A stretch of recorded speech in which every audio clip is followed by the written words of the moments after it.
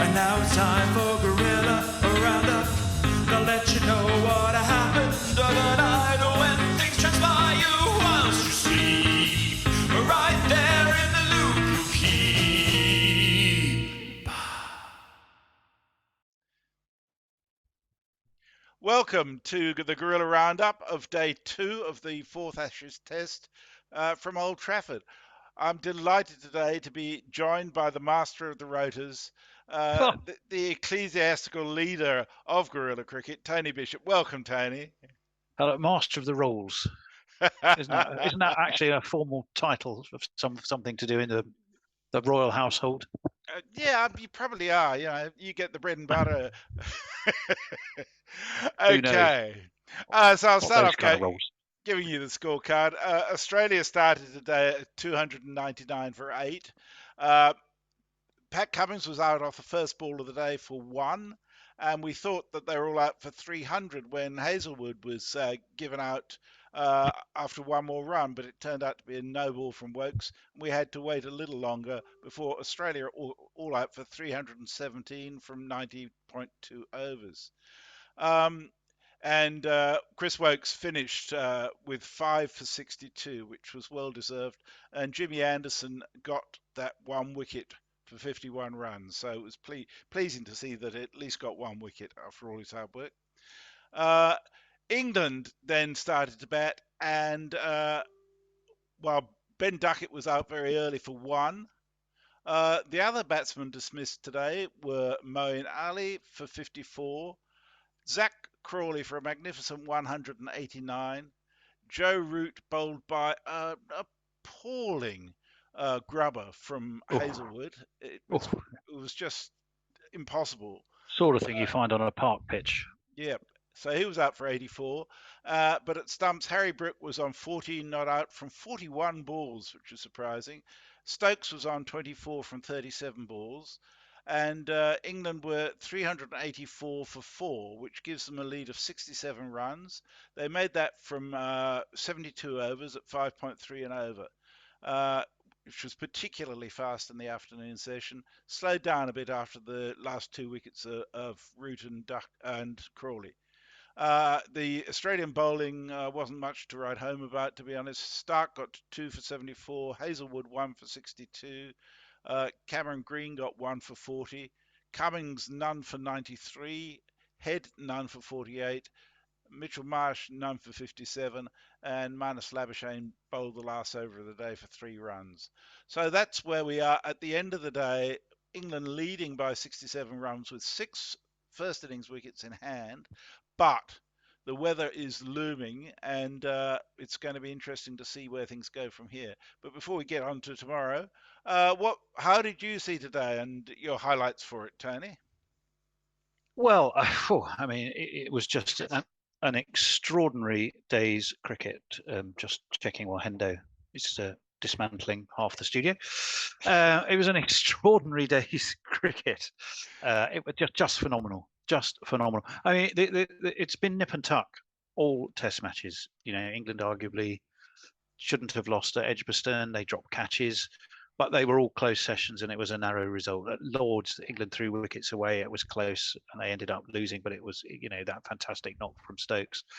You know, you can even when they did win at Headingley, every session was nip and tuck and could have gone either way.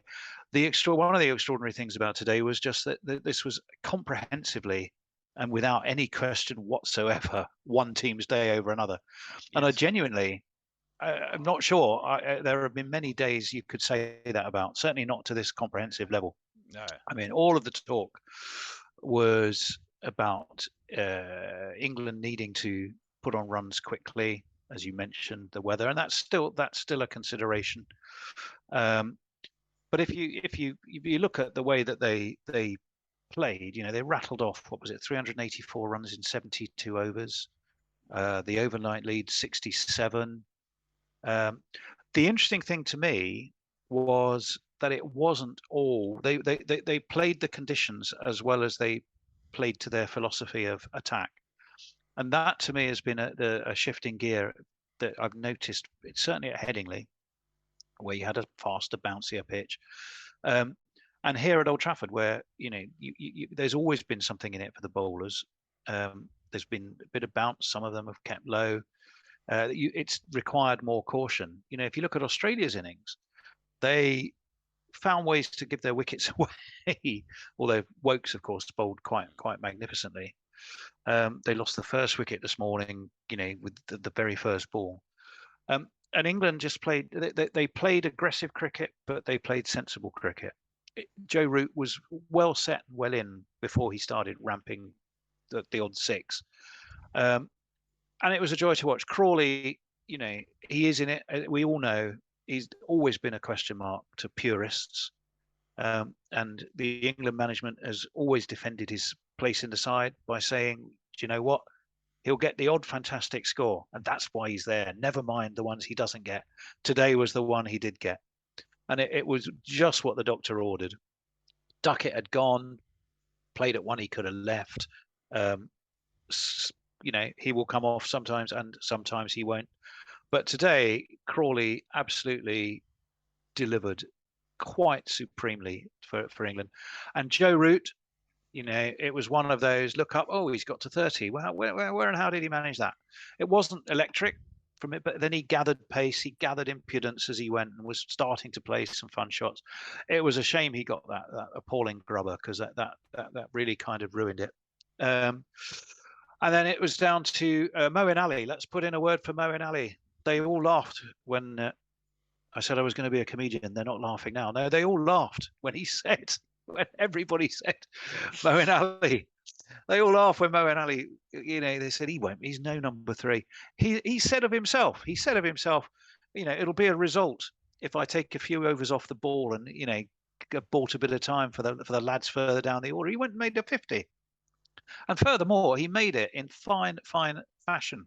It was a real disappointment when he was out, because he had played so beautifully. Crawley had his chances, or gave his chances. There were 2 or 3 Vatican stroke whatever other slices whenever you make a big 100, you rely on a certain amount of luck in that process. You're going to have a bit of luck. I don't recall any dropped catches at all today, actually. Do you? No. One thing I did notice today, not by England, well, obviously there was a wicket off a no ball. That was the 4th in the series, 3 of which have been to England. And another one today. Wokes thought he had a 5-fer. He did get a 5-fer, but he had to wait a bit longer. I think it probably it was 100% the day of the series. If you look at the stats for chasing, even at Old Trafford, they don't make pretty reading. And England had put Australia in 16 out of 84 tests have been won by the chasing team. That's not an encouraging percentage. No team has won a test match having inserted the opposition at Old Trafford. That's remarkable. So to have got to where they are, a lead of 67, it just sets the game up. And the weather is a part of the equation now. But, you're the man in the weather cave. And you'll probably know before the rest of us. Even there'll be people in Manchester phoning you going, they'll be going, where's Messi, as they're scrabbling around for umbrellas and raincoats and dashing for cover. They'll be going, well, Messi didn't mention it. Well, experience has taught me to become a little more cautious with English forecasts. Australian forecasts are usually fairly straightforward. In England, it can change so quickly. And for instance, tomorrow, the forecast for the morning session is between 40 and 60% chance of rain in the morning. But that may mean we don't get any. It may mean we lose the whole session. You just don't know. Well, and I think that's why, a lot of people have been saying, declare, we're 67 ahead. You don't know how long's left in the game. I still think England are looking at a figure of around about 150 now. If it's broody dark skies tomorrow, they might just rethink that. Yeah. But right now, I would expect them to bat on if it's anything like decent conditions, and try and think, well, we don't want to have to bat again. Whatever time is left in the game must be ours to try and get Australia out. Australia have been magnificent throughout the series.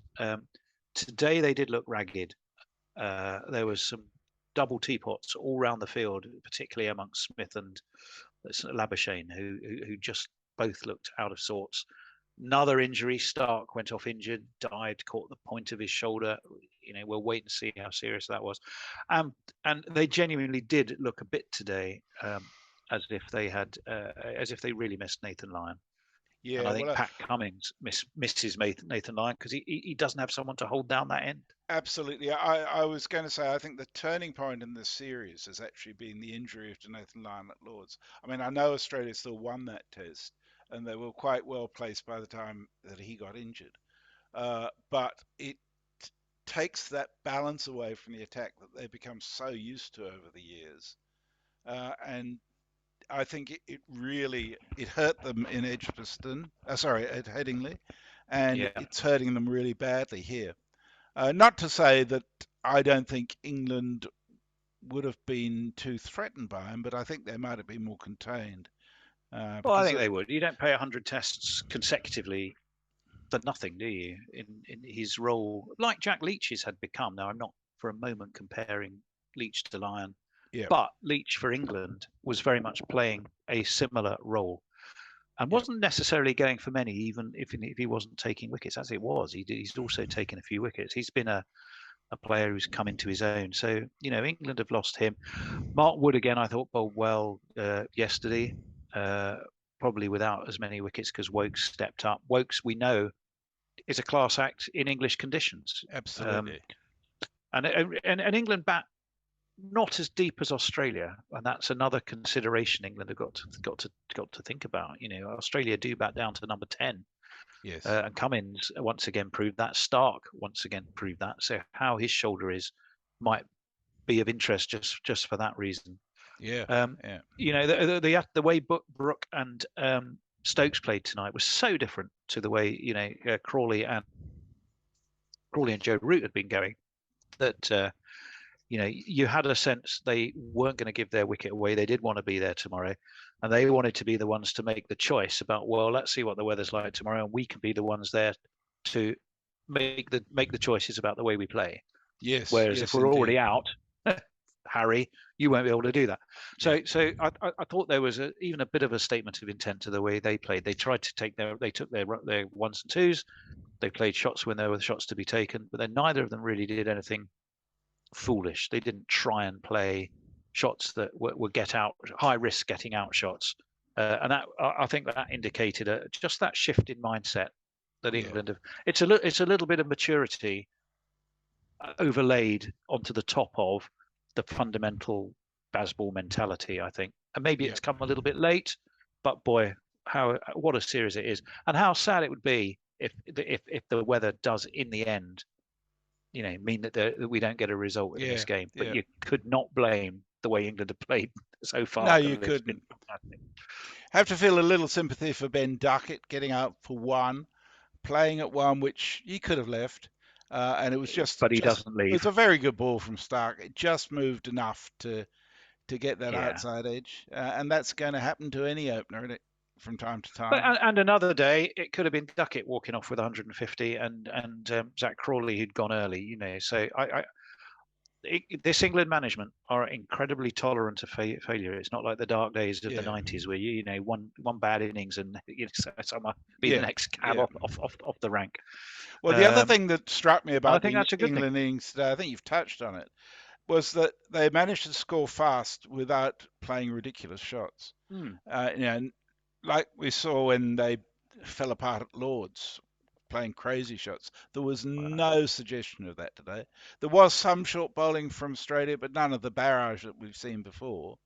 And I mean, some of the Australian bowling was okay, but it didn't seem penetrative at all in that process. So, Ben Duckett probably looking at it and thinking, God, I wish I was out there, because the conditions, until that grubber came along, the conditions were actually very nice for batting, I'd say. Well, look, Messers, you and me, we'd probably got a combined age of about 145, haven't we? 140 odd. Well, only if you're 73, Tony. Well, hold on. Well, you're only 64. 139, is it? 130 odd. 130 odd. But the one thing we know is you can learn from the past. You can do fuck all to change it. Exactly. And Exactly. the fact is, as much as we might like to go back and go, you shouldn't have played those 4 shots at Lords. It's too late. It's gone. Yeah. It's gone. You can't forget it, but you can learn from it. That's exactly And right. and the indicators are that England are learning from it. And boy, Yeah. oh boy, is it teeing up Yeah. a fascinating situation. The weather may win. Yeah. It's Manchester after all, but it may not. Well, you and I may differ around the possibility of declaration. I was very, very critical of Stokes's declaration at Edgbaston. I still think that was the wrong thing to do. But if it is really overcast tomorrow and they play, or if it starts delayed but it's still really muggy, I would expect Stokes to declare and say, let's get into them because we can back ourselves to chase. And secondly, if he did that, I wouldn't object at all like I did at Edgbaston, because I think there would be some real sense in that in these circumstances. The weather on Saturday is almost certain to be a total washout. Nothing has changed in terms of the forecast for that day. And even on Sunday, we're facing a fair possibility of rain still, although it's not as severe. So we might well get, 2 or 3 hours in on Sunday with luck. But Look, the only there's certainty no reason England Franklin, can't win in 3 days, because they've done it often enough before. Benjamin Franklin, wasn't it? Certainties in life, death, taxes, and the fact that the weather forecast is almost certainly wrong most of the time. So I genuinely don't think you can say that. I get it. I understand it, and I think England have played with it in mind. But as we said, they played sensibly. But until you wake up and you can actually hear the rain lashing on your window, don't necessarily count upon it. You know what they say about Old Trafford: if you can see the Pennines, it's about to rain, and if you can't see the Pennines, it's already raining. Yeah. But the fact is, it may not. Yeah, it may not. But we'll keep our fingers crossed in that regard. So a great day's cricket, albeit fairly painful for us Australians. One thing that we did get a lot today, our tweeter of the day isn't in fact a tweeter, he's a super chatter. And I'm pleased to say he's not far from me. He lives in Perth. His name is Jehan Ariatnam. I think that's right. And he's super chatted us 3 times today with donations. That's very kind. Great to have that involvement. So definitely our tweeter of the day. Our gorilla of the day, I don't know if anything springs to your mind in terms of our gorilla today, but it did occur to me that we suffered a power outage at Guerilla Towers with about 10 minutes left in the tea interval, was it? And everything went out. I only found out because I was trying to check the Middlesex score. To see if Watford have actually finally signed anybody. They hadn't. And the Bears. And then I suddenly thought, where's the Wi-Fi gone? Yeah. And the Bears sprung into action and had us back on air with barely a ball missed. And I think that qualifies him to be our gorilla of the day without any doubt. I'd endorse that, even if he's a grumpy bastard when he's doing it. The thing about Bear, I'd say that was well earned. The grumpiness doesn't last, particularly if England are doing well or his bets are coming in.